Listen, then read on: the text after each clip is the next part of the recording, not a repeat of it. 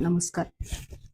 श्री सार्थ दासबोध, दशक 5वा आणि समास 8वा. मुमुक्षु लक्षण. मानवी जीवनाला 2 अंगे आहेत.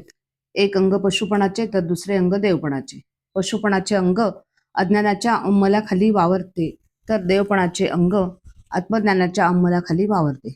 बद्ध माणसाचे जीवन पशुपणाचे जीवन असते. बद्ध माणसाच्या आशा व आकांक्षा, भावना व वासना, हौशी व हव्यास देहसुखाभोवती केंद्रित असतात. द्रव्य, दारा आणि प्रपंच यांच्या ठिकाणी त्याची बुद्धी घट्टपणे चिकटलेली असते. तिच्यावर आघात होऊन ती तेथून स्थानभ्रष्ट झाल्याखेरीज देवपणाकडे किंवा शाश्वत आत्मज्ञानाकडे जाण्याचा मार्ग मोकळा होत नाही.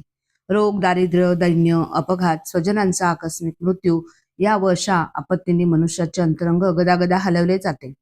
त्याच्यामध्ये देवपणा जागा होतो आणि मग तो पशुपणातून बाहेर पडण्यासाठी तळमळू लागतो. या मनाच्या अवस्थेला मुमुक्षुपणा असे म्हणतात. मुमुक्षुपणा उदय पावल्यावर माणसाला आपल्या पूर्वायुष्य आठवते. आतापर्यंत आपल्या हातून घडलेल्या चुकांची, कुकर्माची त्याला आठवण येऊन अतिशय वाईट वाटते. याला अनुताप म्हणतात. अनुताप झाल्यावाचून परमार्थ साधत नाही. एकीकडे आतापर्यंत घालवलेल्या जीवनाबद्दल अनुताप आणि त्याबरोबरच आत्मज्ञानाबद्दल तळमळ ही मुमुक्षुपणाची 2 अंगे आहेत.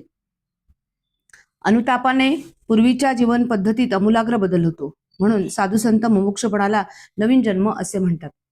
आत्मज्ञानाच्या तळमळीमुळे मुमुक्षु संतांची संगत धरतो आणि त्यांनी सांगितलेले साधन करून साधक बनतो. प्रपंचामध्ये मग्न असणाऱ्या बद्धावर सांसारिक आपत्ती आल्यावर तो जागा होतो. त्याला पश्चाताप होऊन त्याचे मन प्रपंचावरून उडते. बद्ध माणूस संसाराच्या मदाने धुंद असतो. त्याच्या अंगी अनेक हीन व वाईट लक्षणे उत्पन्न होतात. त्याचे तोंड पाहिल्यावर पापच लागते. असा बद्ध संसारात मनसोक्त वागत राहतो. परंतु कालांतराने त्याच्यावर दुःख करण्याचा प्रसंग येतो. संसारामधील दुःखांनी तो पिडला जातो.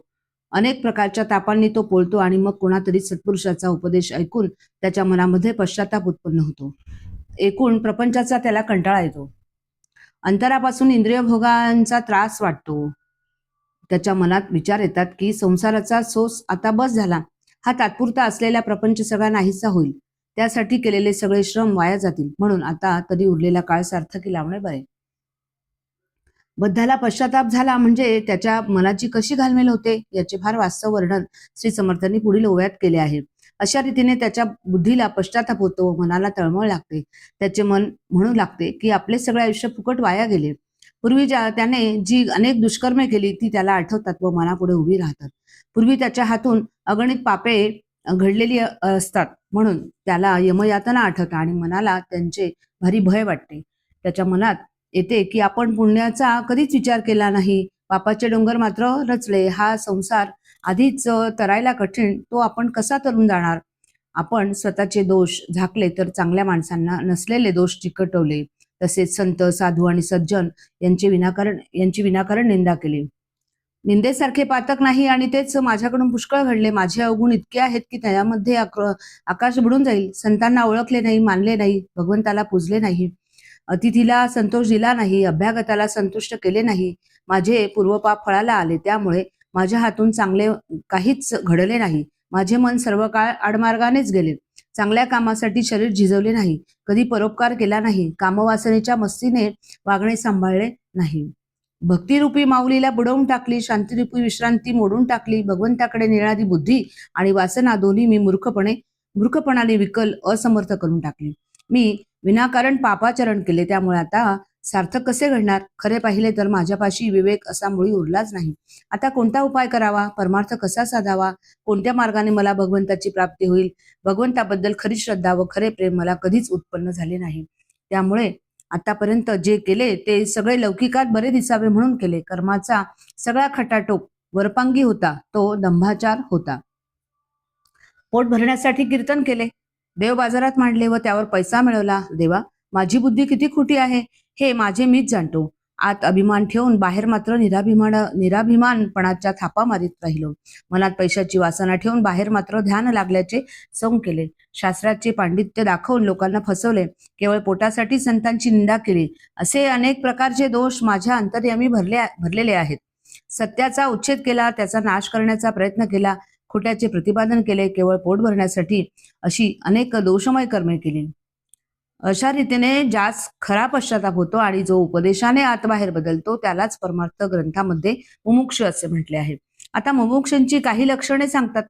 जो मनापासून पुण्यमार्ग आचरण्याचे ठरवतो, सत्संगाची इच्छा करतो आणि जो संसाराबद्दल विरक्त होतो तो मुमुक्ष होय. मोठमोठे चक्रवर्ती राजे नाहीसे झाले, त्यांच्यापुढे आपले वैभव अगदीच काही नाही असा विवेक उत्पन्न होऊन ज्याला सत्संगती धरावीशी वाटते तो मुमुक्ष होय. जो स्वतःचे दोष पाहू लागतो आणि वैराग्याच्या शक्तीने जो त्यांना बरोबर आणतो, मग स्वतः आपणच आपली उद्वेगाने निंदा करू लागतो तो मुमुक्ष होय. स्वतःची निंदा करताना मुमुक्ष स्वतःला जी विशेषणे लावतो त्यांची यादी आता सांगतात.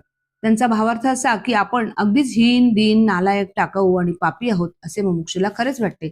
परमार्थ साधनामध्ये जीवाला काही काल अशा अनुतापाच्या अवस्थेत राहावे लागते. त्याने स्वतःला लावलेली विशेषणे बहुधा अतिशयोक्ती असतात, परंतु अंगी शरणागत भाव येण्यास ती फार उपयोगी पडतात. मुमुक्ष म्हणतो की अहो, मी तर काय उपकार न करणारा, दंभाने वागणारा, वाईट कर्मे करणारा असा आहे. मी भ्रष्ट, चांडाळ, दुराचारी, दुष्ट आणि केवळ पापी असा आहे. मी अभक्त, दुर्जन, हिनाहून हीन व जणू काय पाषाण आहे. मी दुराभिमानी आहे, लोकात रागीट म्हणून प्रसिद्ध आहे. मला कितीतरी व्यसने आहेत.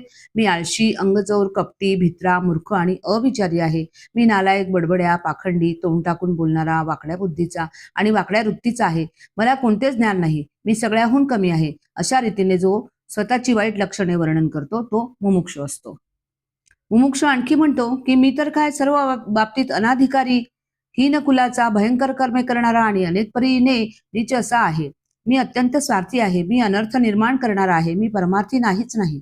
मी तर अवगुणांची रास आहे. मी व्यर्थ जन्मास आलो. मी केवळ भूमीला भार आहे. अशा रीतीने जो पोटभर स्वतःची निंदा करतो, ज्याला मनातून संसाराचा त्रास वाटतो, संसार नकोसा वाटतो, ज्याला सत्संगतीची उत्कट इच्छा उत्पन्न होते, तो मुमुक्षू असतो. पुढील ओव्यांमध्ये मुमुक्षुपणाची आणखी लक्षणे सांगतात. पुष्कळ तीर्थे फिरून पाहिली, शमदमादी साधनेही अभ्यासिली, अनेक ग्रंथांचे तात्पर्य शोधून काढले, पण त्याच्या योगाने मनाला समाधान काही लाभले नाही.